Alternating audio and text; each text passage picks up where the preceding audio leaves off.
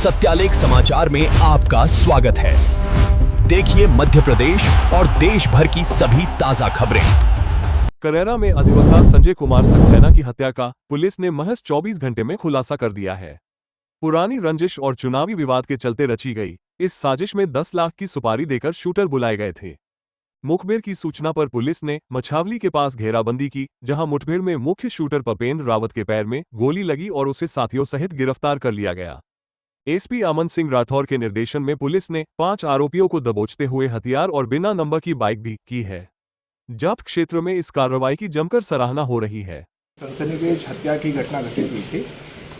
वहाँ के एक वकील हैं श्री संजय सक्सेना, उनको अज्ञात हमलावरों ने गोली मारकर उनकी हत्या कर दी थी। ये अत्यंत ही गंभीर घटना थी। घटना के तत्काल बाद एसपी साहब हमारे आयुष जाखड़ पहुँचे थे मौके पर, फिर मैं भी पहुँचा था और आईजी डीआईजी सर भी घटना की गंभीरता को देखते हुए लगातार इसकी पिछले 18 घंटे से मॉनिटरिंग कर रहे थे। इसमें मूल बात ये निकल के आई कि संजय सक्सेना जी सिंह गाँव पड़ता है दिनारा थाना क्षेत्र में, वहाँ के रहने वाले थे और उन्हीं के गांव के 2 व्यक्ति थे, कमलेश शर्मा और सुनील शर्मा। इनसे इनका ज़मीनी विवादों को लेकर के पिछले 4-5 वर्ष से विवाद चल रहा था।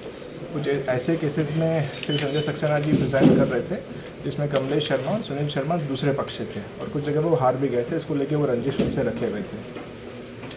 तो इन दोनों ने मिलकर प्लान बनाया। एक सचिन रावत नाम का व्यक्ति है, उसका भी आपराधिक रिकॉर्ड है, टोरिया कला का रहने वाला है।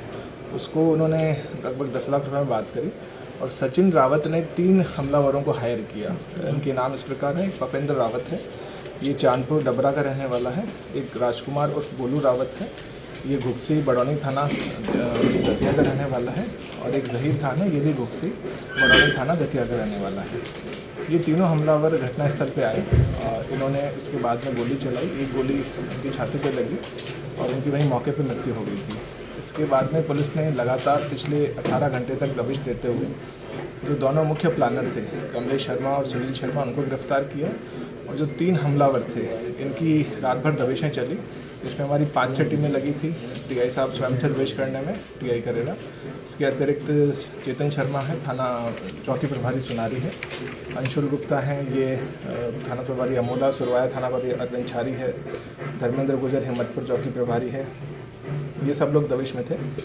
तो सुबह लगभग 7 बजे एक चेडली तिराहा पड़ता है करेरा के आउटर एरिया में, वहाँ इन बदमाशों के होने की सूचना मिली। पुलिस ने इनकी घेराबंदी करी।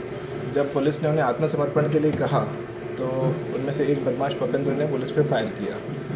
पुलिस ने भी आत्मरक्षार्थ फिर गोली चलाई, उसमें 4 राउंड फायर किए और एक गोली बदमाश के पैर पे लगी।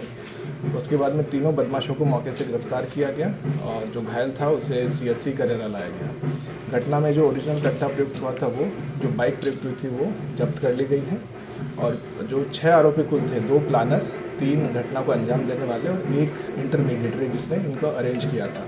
जिसने अरेंज किया था अभी वो एक फरार है। बाकी 5 आरोपियों को पुलिस ने गिरफ्तार कर लिया है। ये पूरी कार्रवाई लगभग पुलिस ने 18 घंटे में पूरी करी और इसमें रात भर पुलिस की 7-8 टीमें लगातार दबिश दी थी। तो ये रैकी कब से कर रहे थे सर? इसकी रैकी पिछले 2-3 दिनों में इन्होंने की थी और उसके बाद में जो सुनसान एक जगह पड़ती है, मैं स्वयं भी घटनास्थल पर कल भी गया था। आज सुबह भी जब ये एनकाउंटर की घटना घटी उसके बाद में गया था, तो उन्होंने ऐसा घटनास्थल चूज़ किया था जहाँ पर कोई आता जाता ना हो, इसीलिए घटना को कोई चश्मदीद साक्ष्य भी नहीं था। इसमें हमारी जो साइबर सेल की टीम है, वो फिंगरप्रिंट एक्सपर्ट, उन्होंने भी बहुत काम किया है। कुछ बहुत इंपॉर्टेंट क्लूज उनको मिले हैं, जिससे इसमें सजा कराने में भी बहुत सहायता। पूर्व में भी कोई अपराध वगैरह सर? इसमें सभी के लगभग अपराध हैं जो हमने प्रेस नोट दिया उसमें लिखे हैं। जिसको गोली लगी है पपेंद्र के भी हैं, बोलू के भी हैं और सचिन रावत के भी अपराध हैं। सुनील शर्मा के भी अपराध हैं, आई थिंक एक अपराध है जिनका विस्तृत अपराधिक रिकॉर्ड मैं थाने के प्रेस नोट के। तो ये बताया जाए संजय सक्सेना जो एडवोकेट थे, उनको इसकी आशंका थी, तो उन्होंने आवेदन वगैरह दिया था? देखिए, जैसा कि मैंने बताया, पिछले 4-5 साल से इनके विवाद चल रहे थे अलग अलग न्यायालयों में। तो पुलिस के पास भी जब भी मसला आया तो पुलिस ने इसमें दोनों पक्षों को बुलाया भी, बीच में इनका समझौता भी हुआ था और उसके बाद में ये घटना कारित की गई है। इससे पहले कोई हमला उन पर हुआ हो इस तरह की जानकारी नहीं है। सर, चुनावी रंजिश भी बताई जा रही है? 2015 के चुनाव में बताया गया है कि दोनों पक्ष, जो मृतक पक्ष और आरोपी पक्ष है, वो अलग अलग पक्षों से चुनाव लड़े थे। लेकिन जो मूल विषय पीड़ित पक्ष ने बताया, मैंने स्वयं भी जो मृतक के भाई हैं कुलदीप सक्सेना जी, उनसे बात की थी, तो मूल विवाद था वो जमीन के जो केसेस चल रहे थे उनको लेकर। सर, जमीन कितनी है और किस तरह के केसेस?